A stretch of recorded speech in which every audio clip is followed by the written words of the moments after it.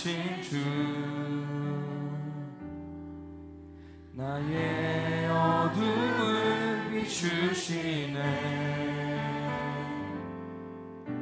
내 안에 연약함 모두 씻어주시고 나를 귀히 여기사 안으시네 내 삶에 임하신 주 내 삶에 임하신 주 모든 두려움 덮으시네 모든 두려움 덮으시네 주님만이 나의 모든 것 주 나의 모든 것 주님만 의지하리 눈을 들어 주님만 바라보리 주님을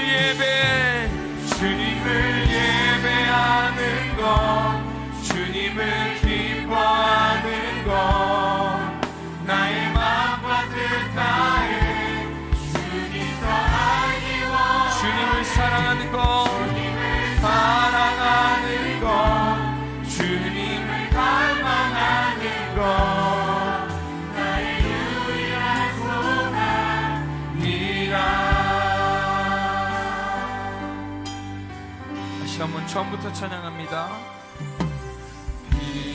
빛으로 임하신 주 나의 어둠을 비추시네 나의 어둠을 비추시네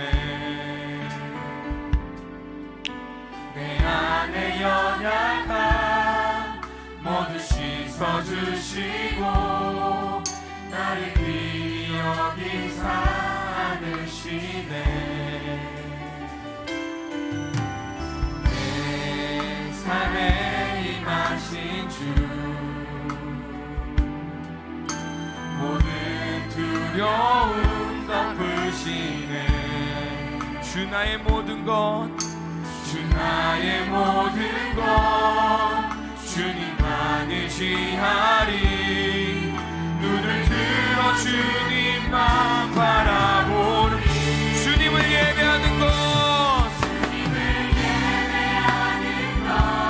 주님을 기뻐하는 것 나의 마음과 뜻하에 주님 더 알기 원하네 주님을 사랑하는 것 주님을 갈망하는 것 나의 유일한 소망이라 주님을 예배하는 것 주님을 아멘 주님을 기뻐하는 것 나의 마음과 뜻하에 주님 더 알기 원하네 주님을 사랑하는 것 내 주님을 갈망하는 것 나의 유일한 소망 우리 마지막으로 주님을 예배하는 것 주님을 기뻐하는 것 나의 마음과 뜻하에 주님 더 알기 원하네 아멘 오직 주님을 갈망하는 것 나의 유일한 소망 이것이 영원한 삶 이것이 영원한 삶 이것이 영원한 삶 참 하나님과 그 아들 아는 삶 이것이 영원한 삶 이것이 영원한 삶 아멘 이것이 영원한 삶 내가 주 안에 주는 내 안 이것이 영원한 삶 이것이 영원한 삶 이것이 영원한 삶 참 하나님과 그 아들 아는 삶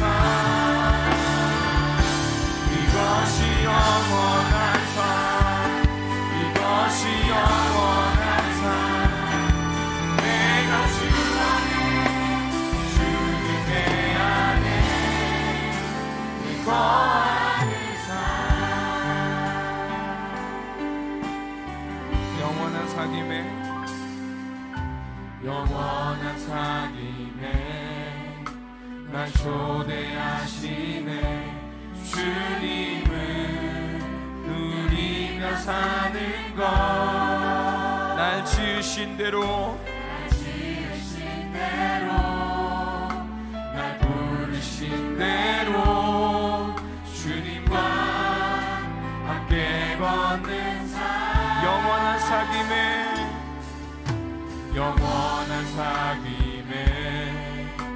날 초대하시네.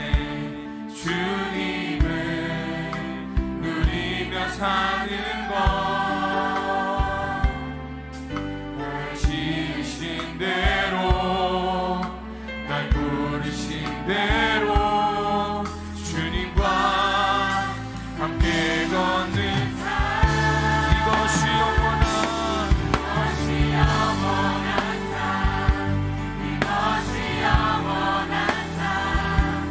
참 하나님과 그 아들 안에 삶. 이것이 영원한 삶. 이것이 영원한 삶. 내가 주 안에 주는 내 이것이 영원한 삶. 이것이 영원한 삶. 이것이 영원한 삶. 참 하나님과 그 아들 아는 삶. 이것이 영원한 삶. 이것이 영원한 삶. 내가 주 안에 주는 내 이것이 영원한 삶. 이것이 영원한 삶. 이것이 영원한 삶. 참 하나님과 그 아들 아는 삶. 이것이 영원한 삶. 이것이 영원한 삶. 내가 주 우리 마지막으로 고백하겠습니다. 이것이 영원한 삶. 이것이 영원한 삶. 이것이 영원한 삶. 참 하나님과 그 아들 아는 삶. 이것이 영원한 삶. 이것이 영원한 삶. 내가 주 안에 주는 내 안에 늘 거하는 삶. 오늘 우리에게 주신 하나님의 귀한 말씀은 마태복음 8장 5절로 13절까지의 말씀입니다. 예수께서 가버나움에 들어가시니 한 백부장이 나와 간구하여 이르되 주여 내 하인이 중풍병으로 집에 누워 몹시 괴로워하나이다. 이르시되 내가 가서 고쳐주리라. 백부장이 대답하여 이르되 주여 내 집에 들어오심을 나는 감당하지 못하겠사오니 다만 말씀으로만 하옵소서. 그러면 내 하인이 낫겠사옵나이다. 나도 남의 수하에 있는 사람이요 내 아래에도 군사가 있으니 이더러 가라 하면 가고 저더러 오라 하면 오고 내 종도로 이것을 하라 하면 하나이다. 예수께서 들으시고 놀랍게 여겨 따르는 자들에게 이르시되 내가 진실로 너희에게 이르노니 이스라엘 중 아무에게서도 이만한 믿음을 보지 못하였노라.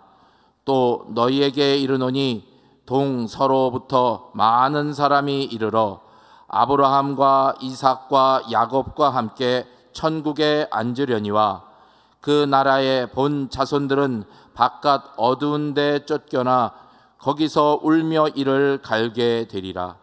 예수께서 백부장에게 이르시되 가라 내 믿은 대로 될지어다 하시니 그 즉시 하인이 나으니라. 아멘. 아멘. 자, 우리 한번 같이 따라해 보겠습니다. 예수님은 나의 믿음을 기뻐하고 칭찬하실까? 자, 여러분이 다 같이 한번 해보겠습니다. 시작. 예수님은 나의 믿음을 기뻐하고 칭찬하실까? 우리는 우리 자녀들의 이번 방학 기간 동안에 교회에서도 열심히 믿음의 행진을 했습니다. 겉으로 드러나는 일들만 보아도 전 교인이 가든지 보내든지 돕든지의 사명으로 하나 되어서 제9차 단기 선교를 다녀왔고, 다음 세대를 위해서 온 세대 기도원 성령 대망회를 드리고, 또 지난 주간에는 백투스쿨 우리 특별 새벽 예배를 하고, 이제 교육국에서 마지막으로 한어 유년부가 여름 성경학교를 오늘까지 합니다. 그리고 이번 주간은 또 제2차 멕시코 단기 선교를 갑니다. 이런 일들을 하면서 기도하는데 문득 이런 생각이 들었습니다.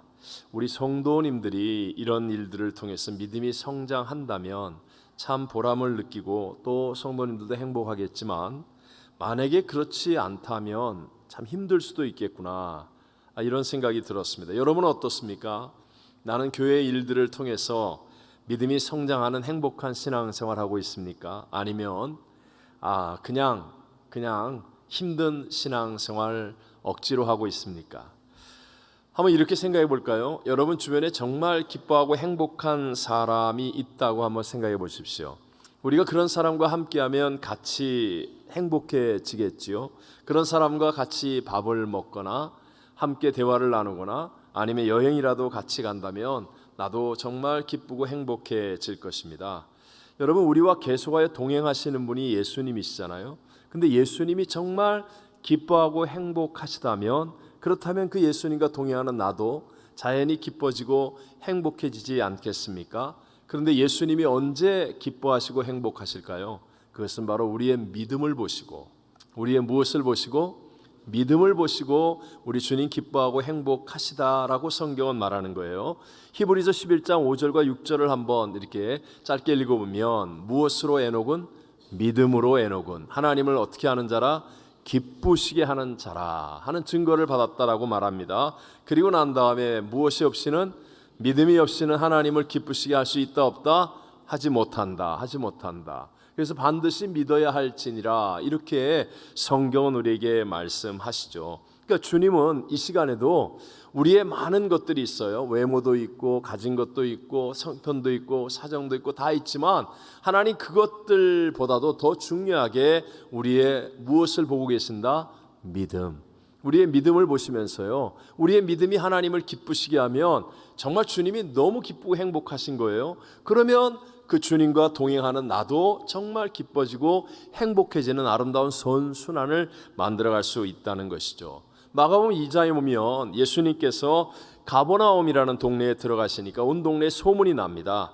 그러니까 많은 사람들이 예수님 계신 집에 모여서 문 앞까지라도 들어갈 자리가 없는 거예요. 그때 한 중풍병자를 4명의 친구들이 상에 메워가지고 이제 왔는데, 너무 많은 무리들 때문에 예수님께 데려갈 수가 없으니까 지붕으로 올라갑니다. 당시 예루살렘의 집들의 지붕은 길로도 쓰이고 많은 일들을 하는 그런 장소로도 쓰여집니다. 그래서 그 지붕에 올라가서 뜯어내는 거예요. 구멍을 내고 누운 상을 달아 내렸습니다. 아마도 집주인은요, 이거 무단 침입죄라고, 정말 무단으로 가택을 기물을 파손하는 죄라고 고소하겠다고 막 난리를 부렸을지도 모르죠. 또 주변의 사람들도 예수님 말씀을 듣고 있는데 막 지붕이 뜯어지고 먼지가 떨어지고 돌덩이가 떨어지고, 그러니까 짜증을 내고 불편해했을지도 모르겠습니다. 그러나 정작 중요한 예수님께서는요, 오히려 그들의 믿음을 보시고, 무엇을 보시고? 믿음을 보셨다. 예수님은 믿음을 보셨다는 거예요. 그리고 그 믿음 때문에 그 많은 사람들 가운데 그들에게 집중하시고, 그리고 그 병든 자를 일으켜 세워주시더라는 겁니다.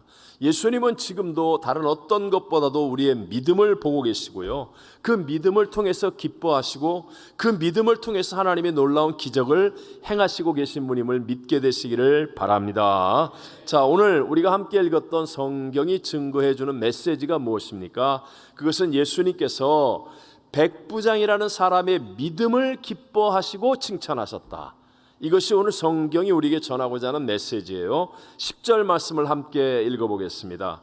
예수께서 들으시고 놀랍게 여겨 따르는 자들에게 이르시되 내가 진실로 너희에게 이르노니 이스라엘 중 아무에게서도 이만한 믿음을 보지 못하였노라. 아멘. 예수님께서 이 땅에서 행하신 행적을 기록한 모든 복음서 마태, 마가, 누가, 요한 복음 전체에서요 믿음을 직접 칭찬한 경우는 딱 2번밖에 없는데 그 2번 중에 오늘 본문이 한 번이에요. 그러니까 우리가 정말 본받아야 할 믿음이지 않겠습니까? 그런데 실제로 보면 사실 백부장은요 좋은 믿음을 가질 수 있는 상황과 환경 조건이 아니라는 겁니다. 첫째로 백부장은 이방인입니다. 유대인들의 입장에서 본다면 종교적으로 개처럼 취급을 받는 사람입니다. 또 둘째로 로마 군대의 백부장이니까 이 점령을 당한 유대인의 입장에서 본다면 적과 같은 사람입니다. 당시 로마의 군인들에게는 부역권이라는 것이 있었습니다. 이건 아무나 붙잡고 일을 시키면 무조건 순종해서 해야 되는 것, 이게 부역권이에요. 그래서 예수님께서 산상수훈에서 가르치실 때 오리를 가자고 하면 십리를 가라 이렇게 얘기한 것도 오리를 가자고 하는 부역권이 발동되면 기꺼이 십리까지도 가라라는 배경을 가지고 하신 말씀이고, 예수님께서 십자가에 못 박히실 때 채찍에 맞으시고 지치시고 힘든 몸으로 십자가를 지고 골고다 언덕길을 올라가시는데 계속 넘어지고 쓰러져서 못 가잖아요. 그래서 로마 군인이 거기에 있는 한 사람을 지정해서 네가 들고 가 해서 이 십자가를 지고 따라간 사람이 바로 구레네 사람 시몬이거든요. 이 사람은 시골 사람으로 예루살렘에 올라와 보니까 많은 사람들이 모여서 웅성웅성거려서 뭔가 그걸 구경하고 있는데 그게 바로 예수님이 십자가를 지고 하는 장면이었고, 그때 로마 군인이 부역권을 발동하는 거예요. 네가 십자가 지고 와. 그럼 꼼짝없이 그냥 이 사람은 그냥 십자가를 지고 갈 수밖에 없는 거, 바로 그런 것이죠. 그러니까 언제나 부역을 당할 수 있는 입장인 유대인들에게 있어서 로마 군인이라고 하면 피하고 싶은 존재인 것, 싫어하고 기피할 존재라는 것 당연하지 않겠습니까? 또 셋째로 오늘 본문과 병행구절인 누가복음 7장에 보면 이 백부장은 유대인의 회당을 지어줄 정도로 힘이 있는 사람입니다. 힘 있는 사람이 예수 그리스도를 구세주로 믿으며 칭찬받는 믿음이 된다는 것 결코 쉬운 일이 아니죠. 거기다 넷째로 로마 지배층의 자존심과 체면을 내려놓고 젊은 유대인 예수님께 와서 부탁하는 일은 더더욱 쉬운 일이 아니었다라는 거예요. 이렇게 백부장은요 좋은 믿음을 가질 수 있는 조건, 상황, 환경이 아님에도 불구하고 예수님께 칭찬을 받고 응답을 얻는 놀라운 믿음이 되었다고 한다면, 그렇다면 우리가 반드시 배워야 할 믿음의 태도가 있지 않겠습니까? 저는 오늘 예수님은 나의 믿음을 기뻐하고 칭찬하실까라는 제목으로 백부장을 통해서 우리가 꼭 배워야 할 2가지 믿음의 태도에 대해 살펴보면서 이 시대를 살아가는 저와 여러분에게 주시는 은혜를 함께 나누고자 합니다. 첫 번째, 예수님이 기뻐하시고 칭찬하는 믿음이 되려면 이타심의 믿음, 어떤 믿음?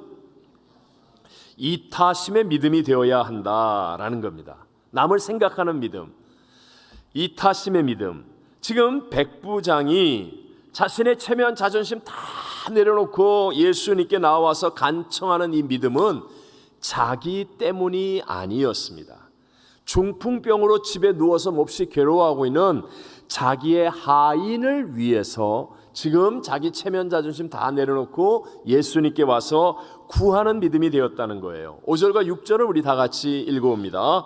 예수께서 가버나움에 들어가시니 한 백부장이 나와 간구하여 이르되 주여, 내 하인이 중풍병으로 집에 누워 몹시 괴로워하나이다. 아멘.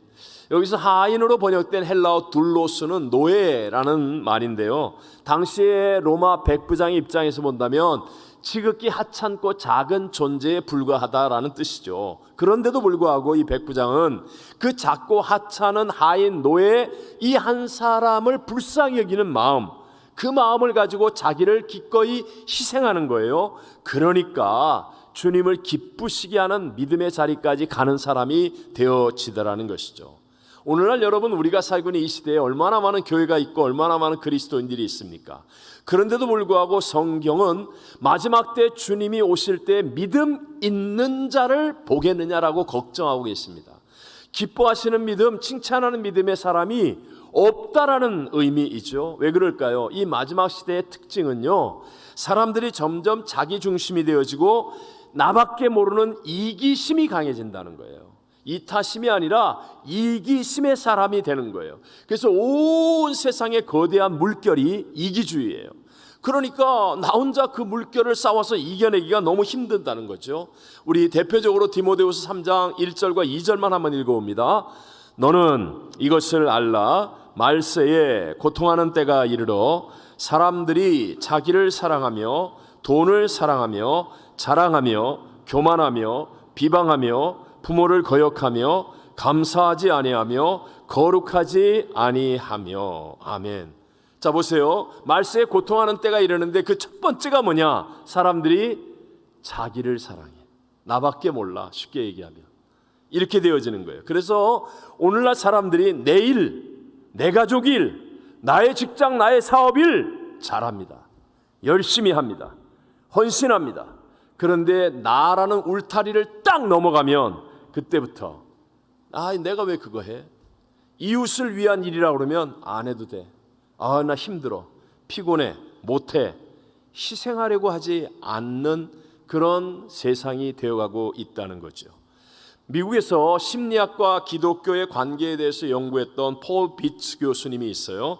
이분이 했던 말, 우리 시대의 가장 무서운 종교, 가장 무서운 이단은 자기 숭배라는 종교다라고 했습니다. 여러분, 일반적으로 현대 심리학의 책들을 봐도요, 요즘은 거의 80% 90%가 다 자신에게 초점을 맞추고 있어요. 어떻게 하면 내가 잘 살까? 내가 편안할까? 나 이렇게 되어져 있습니다. 오늘 우리가 살아가는 세상의 물결을 보십시오. 분위기를 보십시오. 온통 자기를 증명하는 것 아닙니까? 자기 증명. 요즘 SNS에 올리는 내용들, 그건 뭐예요? 나 이런 데 갔다? 나 이런 거 먹었다? 나 이런 멋있는 거 봤다? 나 봐라, 나 봐라, 나 봐라. 나 이렇게 잘 산다, 행복하다, 멋있다. 그러면서 다 자기를 증명하려는 거 아닙니까? 우리 산부예배 젊은 부부들이 많이 계시지만 요즘 젊은 부부들은 애들한테 정말 지나친 관심 또는 잔소리도 많아요. 안 그런 것 같죠? 엄청나요. 제가 봤을 때는. 근데 그런 분들에게 얘기를 하면 자녀들을 위해서라고 말하지만, 그러나 사실은요, 자기 증명을 위해서. 우리 애는 이런 학교 다녀요. 우리 애는 이런 거 입어요. 아니, 애가 그 옷이 좋은 옷인지 나쁜 옷인지 알아요, 몰라요? 알아요, 몰라요? 우리 애들한테 물어봤습니다. 우리 같이 가족이 먹었던 거 어느 게 제일 맛있었니? 그래도 뭐 맛있는 거 몇 번은 먹었을 것 같은데 뭐라고 대답을 했는지 아세요? 자동차 타고 가다가 길거리에서 컵라면 끓여 먹은 거. 그 평생에 제일 맛있는 음식. 애들이 알아요? 비싼 음식? 우리는 애들한테 이런 거 먹여. 자기 증명이에요, 자기 증명. 우리 애들은 이렇게. 자기 증명. 그러다가 자기 뜻대로 안 되니까 마음이 상하고, 그래서 애들 때문에 힘들어 죽겠다 그러고. 우리 겨울에, 지금은 더운 여름이라 실감이 안 날지 모르지만 겨울에 우리 할머니들이 애들한테 자꾸 옷 더 입으라고 그래요. 나가기 전에 야 추우니까 옷 더 입어라, 옷 더 입어라. 사실 애들은 춥지 않은데 자기가 추우니까 당신이 추우니까, 그러니까 자꾸 옷 더 입어라, 더 입어라 그러는 거예요. 요즘에 남을 힘들게 하는 사람들 많죠. 갑질 또는 진상, 아니면 뭐 묻지마 폭행, 이런 어마어마한 사건들. 이런 사람들이 가장 많이 쓰는 표현이 무엇입니까? 내가 누군지 알아? 내가 누군지 알아? 나. 여러분, 이렇게 자기에게 집중하는, 나만을 돌아보는 이기적인 태도를 가지면 가질수록 나도 모르는 사이에 점점 더 고집스러워지고 고립되어지고 끝이 허무해지게 됩니다. 왜요? 내 안에는 선한 것이 없기 때문이에요. 그 자꾸 나를 바라보면 저절로 자꾸 실망하는 거예요. 나에게 집중할수록 상처가 보이고 실패가 보이고 아픔이 보이고, 여러분 한번 가만히 생각해 보세요. 내 속에서 저절로 일어나는 것들 대부분 다 안 좋은 거 아닙니까? 가만히 있을 때 저절로 일어나는 욕심, 미움, 갑작스러운 염려, 근심, 불평, 원망, 두려움, 대부분 내 안에서 일어나는 것들이 안 좋은 것들이에요. 내 안에 선한 것이 있지 않아요. 결국은 나를 깊이 바라볼수록 나 자신이 무능력해 보이다가 어느 한순간 컨트롤이 안 되는 그때부터 우울증이 시작되는 거예요. 그러면서 세상 탓을 하지요. 그럼 어떻게 하면 우리가 세상의 물결이 온통 나 하면서 그냥 이기주의가 팽배한데 내가 그것을 극복하며 이길 수 있습니까? 내 힘으로는 못 이깁니다. 온 세상이 자기밖에 모르는데 근데 나 혼자 이타적으로 살아간다? 이게 내 힘으로 안 됩니다. 한두 번은 될 수 있을지 모르지만 한두 번 하다가 계속하여 이기주의적인 사람을 만나면 나중에 폭발하죠. 그래서 내가 남을 사랑한 만큼 다시 돌려받으려고 더 악한 문제들이 생겨지기도 하는 겁니다. 방법은 하나입니다. 세상보다 문제보다 크신 성령 하나님으로 충만해지는 것입니다. 성령으로 충만해지는 거예요. 여러분, 성령께서 내 안에 역사하시기 시작하면 내 힘으로는 이타적인 변화 안 일어납니다. 예를 들어 우리 아이들에게 야 너는 어떻게 너밖에 모르냐? 좀 형 생각해라, 동생 생각해라, 오빠 생각해라, 언니 생각해라. 당신은 어떻게 그렇게 이기적이야? 남편 보고 아내 보고 암만 얘기해도 안 됩니다. 그런데 성령이 역사하지 않습니까? 성령이 충만해지면 희한하게 나 자신도 보이고 문제도 보이는 건 사실이지만 그러나 그보다 더 큰 능력의 하나님이 보여지기 시작합니다. 능력의 하나님이 보여지면서 그러면서 다른 이웃들이 보여지는 거예요. 여러분, 하나님은 문제보다, 하나님은 대적보다, 하나님 불경기보다, 하나님은 질병보다, 하나님은 사망보다, 성령 하나님의 영이 내 안에 임하면 진짜 크신 하나님이 나로 하여금 하나님을 보게 하는 거예요. 마음속에 여유가 생겨요. 그러면서 나도 모르게 이웃들이 보여지기 시작하는 거예요. 사도행전에서 기도하던 120명의 성도들에게 오순절날 성령이 충만히 임하죠. 그리고 난 다음 일어났던 첫 번째 기적이 무엇입니까? 그것은 성전 미문에서 구걸하고 있던 안진뱅이, 나면서부터 안진뱅이 된 사람을 나사렛 예수 그리스도의 이름으로 일어나 걷게 만드는 기적이었습니다. 그 안진뱅이는요, 태어나면서부터 안진뱅이였어요. 거기서 계속 있었던 사람입니다. 성령 세례가 임하기 전에도 이미 안진뱅이는 거기에 있었습니다. 그런데도 불구하고 그때는 전혀 그가 보이지 않았습니다. 안타까운 처지에 있는 그를 향한 마음이 올라오지 않았습니다. 자기 문제에 급급하고 자기 두려움, 자기 생각, 자기 어려움. 그런데 성령이 충만해지고 나니까 희한하게도요, 이웃이 보여지기 시작합니다. 그의 안타까운 처지에 대한 사랑의 마음이 일어나기 시작하고 그의 필요가 간절하게 느껴지기 시작합니다. 그래서 베드로가 요한과 더불어 주목하여 그를 바라보았다는 거예요. 그리고 이르되 나사렛 예수 그리스도를 명하노니 일어나 걸어라 하면서 오른손을 잡아서 일으켜 세워집니다. 그러니 나면서부터 안진뱅이 된 그의 발과 발목에 힘줄에 힘을 얻어서 걷기도 하고 뛰기도 하는 거예요. 그러니까 그 자리가 하나님과 모든 백성들이 함께 기쁨이 넘치는 자리가 되었고 하나님께 칭찬받는 믿음이 된 것은 당연한 일이었겠죠. 자, 성경이 말씀하시는 성령의 열매는 정말 중요하죠. 성령과 함께하는 우리들이 꼭 알아야 되는 열매들입니다. 갈라디아서 5장 22절 23절을 함께 읽어봅니다. 오직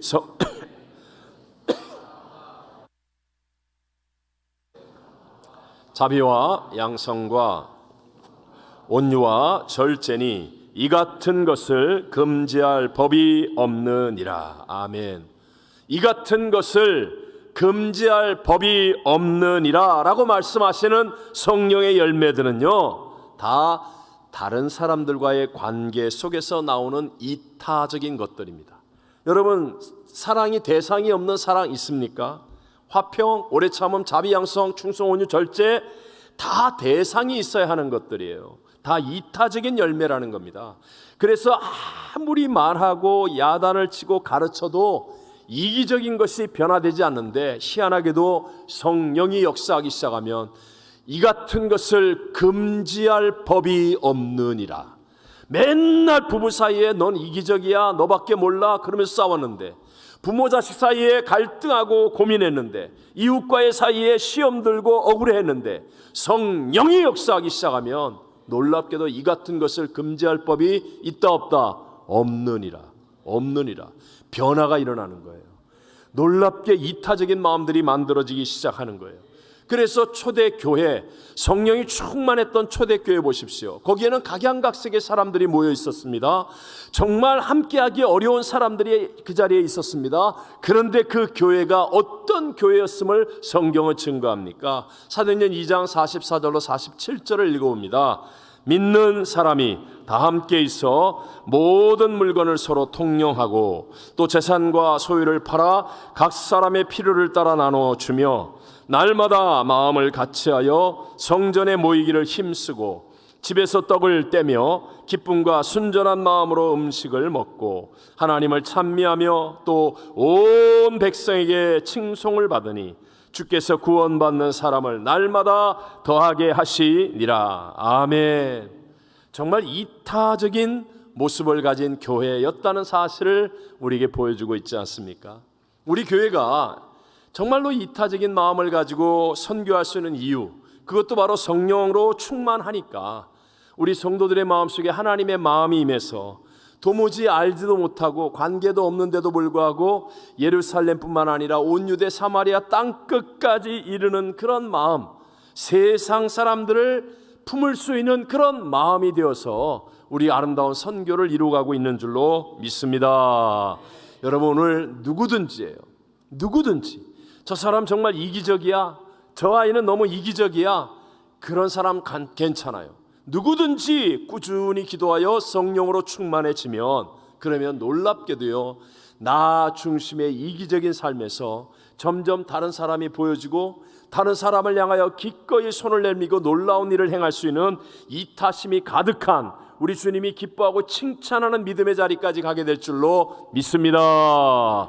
두 번째, 예수님이 기뻐하고 칭찬하시는 믿음이 되려면 말씀을 어떻게 적극적으로 신뢰하는 믿음이 되어야 한다. 말씀을 어떻게 하라고요? 적극적으로 신뢰하는 믿음이 되어야 한다. 여러분, 지금도 예수님을 따르는 무리들은 참 많이 있었습니다. 예수님께 찾아와서 부탁하려는 사람들도 있을 것이고 말씀을 듣는 많은 사람들도 따라다니고 있습니다. 그런데 이 백부장은 좀 달랐어요. 주님의 눈에 딱 띄며 칭찬받는 주님을 기쁘시게 하는 믿음이 된 까다 그것은 말씀에 대한 적극적인 신뢰를 가지고 있더라는 거예요. 다 같이 함께 8절을 읽어보겠습니다. 백부장이 대답하여 이르되 주여, 내 집에 들어오심을 나는 감당하지 못하게 싸우니 다만 말씀으로만 하옵소서. 그러면 내 하인이 낫게 싸움나이다. 자, 많은 사람들이 예수님 주변에 있었다고 그랬죠. 다들 사연이 있고 부탁이 있고 뭔가 기도 응답이 필요하고 도움이 필요한 사람들인데, 그런데 예수님이 백부장을 딱 만나시고 내가 오늘 네 집에 가자, 네 하인을 고쳐주겠다, 막 주변 사람들이 술렁이는 거예요. 와, 저 사람은 정말 복도 많다. 뭐예요? 땡 잡았다. 와, 저 사람 집에 예수님이 가신다. 막 그런 분위기예요. 근데 백부장이 얘기합니다. 주님이 우리 집에 오는 것을 감당치 못하겠습니다. 이건 귀찮다는 뜻이 아니에요. 예수님 배척하는 게 아닙니다. 더 높은 차원의 진심을 얘기하는 거예요. 다만 말씀으로만 하옵소서. 그래도 내 하인이 나을 것을 나는 믿습니다. 말씀에 대한 신뢰예요. 이것을 적극적으로 고백하고 표현하니까 주님이 너무너무 기뻐하시는 거예요. 감동하시면서 칭찬하시는 겁니다. 아니, 어떻게 이 백부장은 말씀에 대한 이런 적극적인 신뢰를 표현하고 고백할 수 있었을까요? 그것은 이미 백부장은요, 말씀을 삶에서 순종하는 태도의 사람이었기 때문이라는 겁니다. 그 다음 절 9절을 같이 읽어보겠습니다. 나도 남의 수하에 있는 사람이요 내 아래에도 군사가 있으니 이더러 가라 하면 가고 저더러 오라 하면 오고 내 종더러 이것을 하라 하면 하나이다. 이게 바로 말씀에 대한 적극적인 신뢰를 가지고 있는 자신의 배경을 고백하는 겁니다. 백부장이잖아요. 백부장이니까 나에게도 명령을 내리는 사람이 있습니다. 내가 그 명령을 잘 순종하면 내 밑에 있는 100명이 내가 말하면 다 듣습니다. 내 주변의 사람들이 다 내 말을 듣습니다. 하물며 예수님이신데 말씀하시면 어찌 안 듣겠습니까? 다만 말씀으로만 하옵소서. 이게 주님을 감동시킨 거예요. 우리 어린 소녀 마리아의 이야기 다 알지요. 마리아는 요셉과 정혼을 한 그런 아직까지 처녀인데 천사가 나타나서 이제 곧 결혼식을 올려야 되는데 너 임신하리라, 아들을 낳으리라, 청천벽력 같은 메시지를 전하여 줍니다. 정말 여자 인생 끝장나는 것이고 이건 무슨 수로 설명하며 변명을 하겠습니까? 그런데도 불구하고 그 거룩한 천사가 전해준 하나님의 메시지를 마리아는 받아들입니다. 주의 여종이오니 무엇대로? 말씀대로 내게 이루어지이다. 순종하는 거예요. 그랬을 때 마리아는 인류 역사상 가장 위대한 여인이 되지요. 자, 이 마리아를 통하여 예수님 생애의 첫 번째 기적이 일어납니다. 그것이 가나의 집 혼인잔치집에서 물이 떨어졌을 때 포도주가 떨어졌을 때 물이 변하여 포도주가 되게 하는 기적. 이게 예수님 최초의 기적이거든요. 그때 예수님께서 내 때가 아직 되지 않았습니다. 그리고 못하겠다고 얘기합니다. 근데 마리아가 그 집의 하인, 낭패를 만나서 어찌할 줄 모르는 그 집의 하인들에게 이렇게 얘기합니다. 예수님께서 무슨 말씀을 하시든지 어떻게 하라? 그대로 하라. 여러분, 이 놀라운 말씀에 대한 신뢰가 어떻게 나왔을까요? 마리아는 처녀 때부터 자기에게 주어진 말씀을 삶에서 순종해 보았어요. 순종했더니 정말 어떤 일이 일어나는지를 알고 있는 사람입니다. 그러니까 말씀에 대한 신뢰가 확실한 거예요. 그래서 예수님에 대해 무슨 말씀을 하시든지 그대로 하라.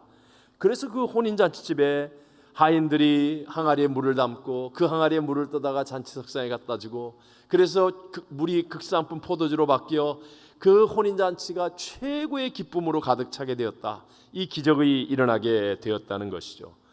여러분, 결정적인 순간들이 있습니다. 내 인생에 정말 말씀을 순종하기 어려운 이 크고 중요한 일에 말씀을 따라가는 것이 너무너무 위험하고 힘들어 보이는 그런 결정적인 순간에 말씀을 한 번 순종하면 내 인생의 방향이 바뀝니다.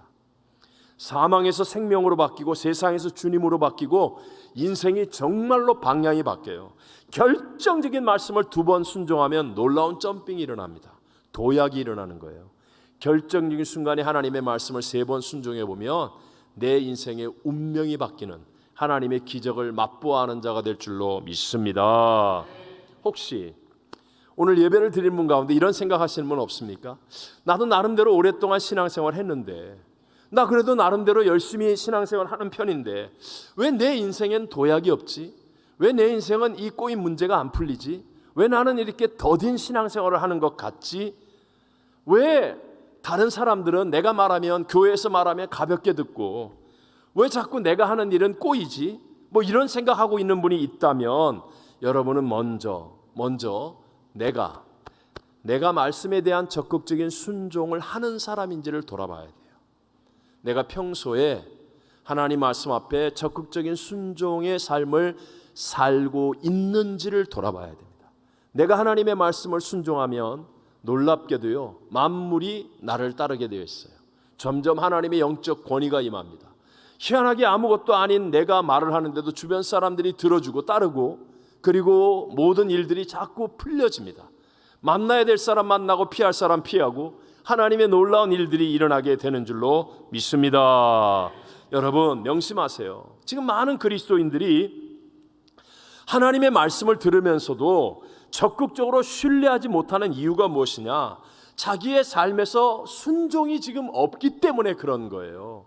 하나님 말씀을 들으면서 자꾸 수동적이고 정적인 이해나 감동으로 이것을 바꾸려고 하는 거예요. 야, 오늘 은혜 받았어. 아, 오늘 정말 메시지 좋았어. 아, 난 이런 건 참 정말 감동이야. 눈물 흘렸는데 이렇게 끝내면 안 된다는 거예요.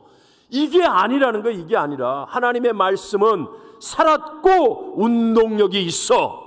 살았고 운동력이 있는 말씀이 내가 말씀을 들을 때 내 안에 쑥 들어오면 나와 하나가 되어서 내 영과 혼과 관절을 찔러 쪼개며 나의 생각과 마음을 감찰하신 하나님이 하지 말아야 될 것을 하지 않게 만들고 해야 될 것을 하게 만들고 변화를 이루어가야 그 걸음이 되어야, 그래야 점점 내게 하나님의 영적인 권위가 붙는 거예요.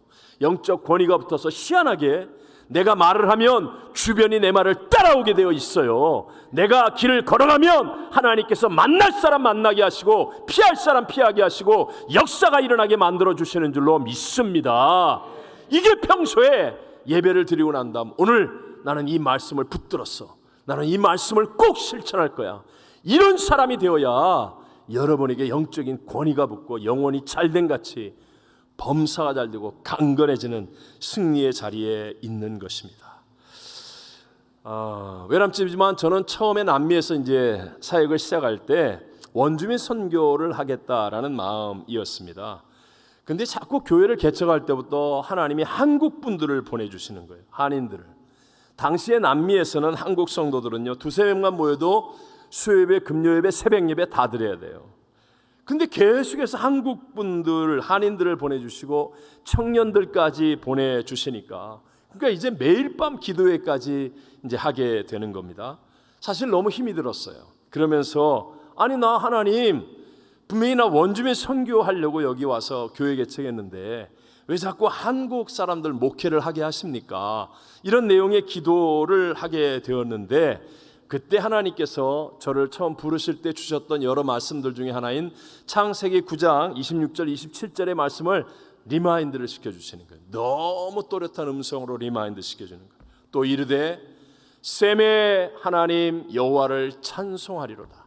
가나안 셈의 종이 되고 하나님이 야벳을 창대하게 하사 셈의 장막에 거하게 하시고 가나안은 그의 종이 되게 하시기를 원하노라. 이 말씀이 그냥 팍 리마인드 되면서요, 여러분 물론 지금은 민족과 혈통이 다 혼혈이 많고 섞였어요. 딱 이렇게 구별할 수는 없지만, 그러나 영성 있는 한국 사람들을 셈의 후손으로 일반적으로 얘기하고 이제 백인들을 야벳으로 이렇게 구분했던 그런 시절들이 있죠. 거의 뭐 틀리지 않는 이야기예요. 근데 하나님이 셈의 영성을 가지면 야벳을 창대케 하지만 셈의 장막 안에 거하게 하시겠다는 이 말씀이 그냥 확 들어오는 거예요. 그러면서 이 말씀에 대한 적극적인 신뢰를 가지니까요, 희한합니다. 지난주에 했던 일, 이번 주에 했던 일 똑같은데 힘들지를 않아요. 정말 힘들지를 않아요. 그리고 오히려 말씀대로 이루어지는 것을 보는 눈을 열어주세요. 그러면서 놀라운 기쁨, 감격, 행복이 오히려 저를 감싸 안았어요. 우리 성도들이 그때 당시에 몇 명이 안 됐는데도 불구하고 이분들이 은혜를 받아서 셈의 하나님 여호와를 찬송하리로다 예배가 살아나니까요, 이분들이 원주민 선교를 같이 시작하는데, 여러분 거의 100도에 가까운 그 더운 날 에어컨이 있습니까? 뭐가 있습니까? 근데 주방에서 펄펄 끓는 기름에 엠파나다라는 만두를 튀기는 거예요. 수백 개를 그냥 예배 끝난 다음에 주일 오후에 그 더운데 수백 개 만두를 튀기고, 빈민촌에 있는 아이들을 라이드하기 위해서 그 더러운 곳, 힘든 곳 다 가서 아이들을 막 데려오고요. 그러니까 몇 명이 안 되는 한인 성도가 수백 명씩 예배를 드리는 거예요. 주일 오후에는 원주민 예배를. 그러면서 야벳을 창대케 하사 셈의 장막에 거하게 하시겠다는 하나님의 약속의 말씀대로 되어지는 그 놀라운 기쁨, 그리고 그 행복들을 누리게 해 주시더라는 거예요. 저는요, 앞으로 우리 교회가 창대케 된 야벳을 품을 수 있는 셈의 장막과 같은 영성을 이루게 될 줄로 믿습니다. 우리의 다음 세대가 반드시입니다, 여러분. 반드시 하나님께서 이 영성으로 셈의 장막의 야벳을 품는 것처럼 머리가 되게 해 주실 줄로 믿습니다. 제가 이렇게 사역을 하면서 확실하게 경험했던 것들 중에 여러분에게 말로 분명하게 표현할 수 있는 것이 있어요. 그게 사업을 하는 성도님들이 정말 어려운 시절을 지낼 때, 답이 없는 시간을 지낼 때, 우리 코로나 팬데믹을 통해서 경험해 봤잖아요. 셧다운이 딱 되면 뭐 아무것도 할 수 없잖아요. 아무것도.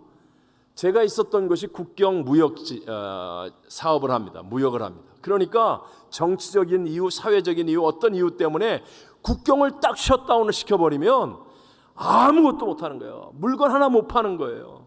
뭐 아무것도 못하는 거예요. 그러니까 어려운 성도들은 절망이 절망. 제가 이름을 얘기할 수는 없지만 이 여자 집사님은 과부였습니다. 제가 처음 가서 남편이 돌아가셨어요. 암으로. 그리고 과부입니다. 어린 아들, 딸을 키웁니다. 근데 그 사업이 셧다운이 되니까 너무너무 어려운 거예요. 절망입니다. 먹고 살 일이 없어요. 그래서 하나님께 나와 울면서 기도하는데 예수를 믿은 지도 얼마 안 돼요. 남편 아파서 예수를 믿게 되신 분이에요. 그리고 기도하는데 그분을 위해 기도하는데 하나님 말씀을 붙잡는 것밖에 없잖아요. 그때 하나님 주신 말씀이 말라기 3장 10절. 그래서 우리 교회에 이 말씀을 선포하는 전부 다 어려우니까. 근데 이 여자 집사님은 이 말씀을 정말 확실하게 붙잡았어요. 만군의 여호와가 이르노라 너희의 온전한 11조를 창고에 들여서 내 집에 양식이 있게 하고 그것으로 나를 시험하여 내가 하늘문을 열고 너희에게 복을 쌓을 것이 없도록 붙지 아니하나 보라. 이 말씀을 붙잡았어요. 하나님의 말씀이 믿어지는 믿음 되도록 같이 기도하는 겁니다. 이분은요 정말 셧다운해서 물건을 하나 못 파니까 11조라는 게 없잖아요.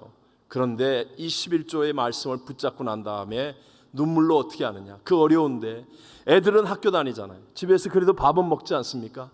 지출의 11조를 했어요. 정말 어렵고 힘드니까 인간적으로 살 길이 없으니까 하나님밖에는 살릴 분이 없으니까 11조 하면 하나님이 시험하여 보라고 그랬으니까 그래서 지출의 11조였습니다. 지출에서 11조를 띄어서 그래서 11조를 드렸어요.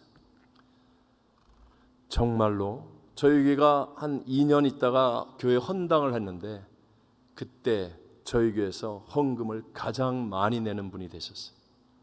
아멘도 안 하지. 남 잘됐다고 그러면 배가 사르르 아픈 것 같은 느낌. 물론 뭐 이렇게 겉으로 잘됐다 그게 아니라 믿음이 성장하고 하나님의 살아계심을 체험하고 여러분 한 번도 예외 없이 하나님의 말씀을 붙들고 그 말씀과 함께하는 사람이 되었으면 약속대로 반드시 역사는 일어납니다. 말씀은 곧 하나님이시니라. 믿으십니까? 말씀은 곧 하나님이시니라.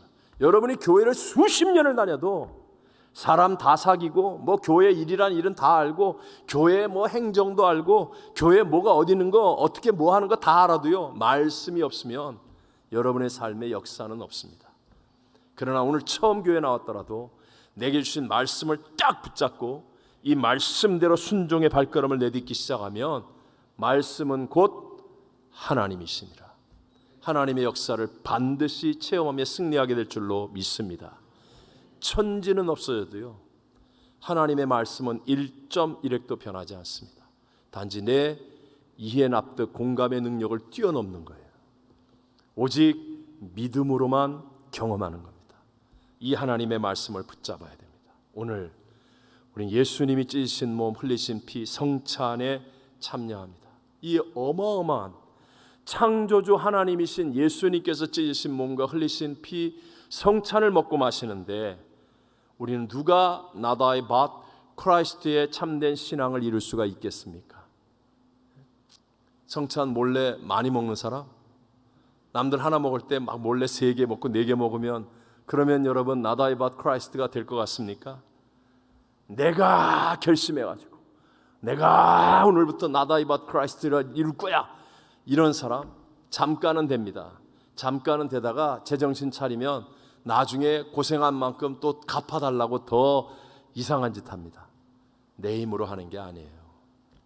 말씀을 적극적으로 신뢰하고 믿는 거예요. 성경에 뭐라고 그랬습니까? 예를 들어 갈라디아서 2장 20절에 보면 내가 그리스도와 함께 십자가에 어떻게 했어요? 못 박혔나니. 십자가에서 내가 그리스도와 함께 죽었다는 거예요. 이 말씀을 묵상하는 거예요. 붙잡는 거예요. 난 죽었습니다. 난 아직 안 죽어서 누가 건들면 막 일어나고 막 조금만 섭섭하게 하면 막 짜증이 나고 그런데도 말씀과 씨름하는 거예요. 나는 죽었어. 말씀했잖아. 나는 그리스도와 함께 십자가에 못 박혀서 죽었어. 그런즉 이제는 내 안에 그리스도 예수가 사심이야. 내 안에 그리스도와 예수가 사심이야. 말씀을 붙드는 거예요.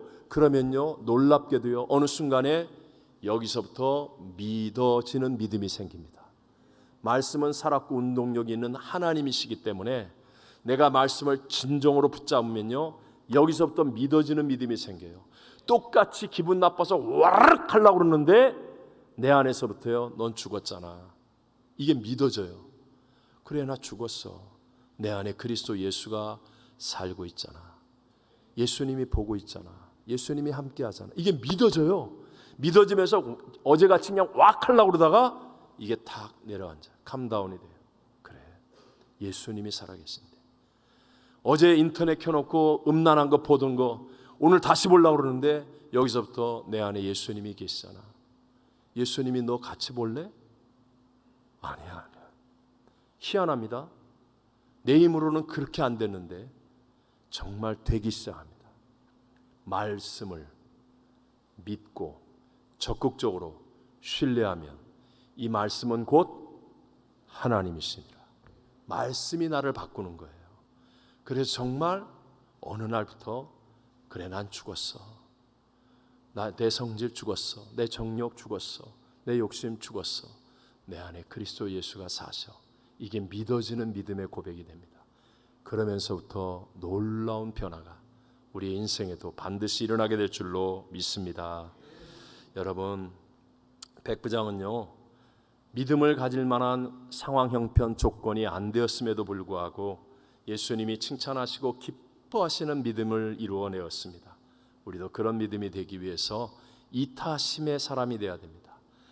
이타심은 내 힘으로 안 됩니다. 성령이 내 안에서 역사하셔야 됩니다. 그리고 말씀을 순종함으로 적극적인 신뢰의 믿음이 되어져야 합니다. 우리 모든 성도님들의 믿음이 주님이 기뻐하시는 믿음을 이루어서 나와 동행하시는 주님의 그 기쁨, 야, 기쁘다. 주님이 막 행복해 하심으로 동행하는 나에게까지 그 행복이 가득한, 그래서 우리의 삶이 정말 주님 때문에 행복합니다 고백하는 참된 승리의 신앙인들이 다 되시기를 주의 이름으로 축원합니다. 축원합니다.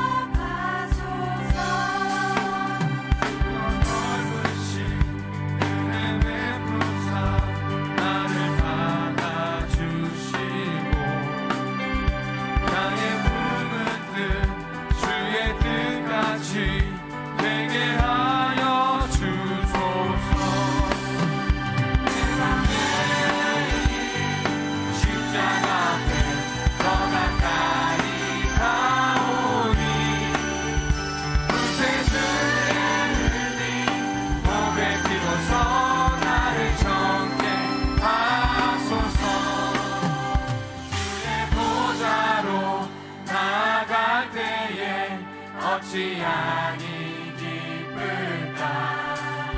그의 얼굴을 항상 배우니 더욱 친근합니다. 우리 구주의 넓은 사랑을 증량할 자 없으며 주가 주시는 참된 기쁨도 헤아릴 수 없도다.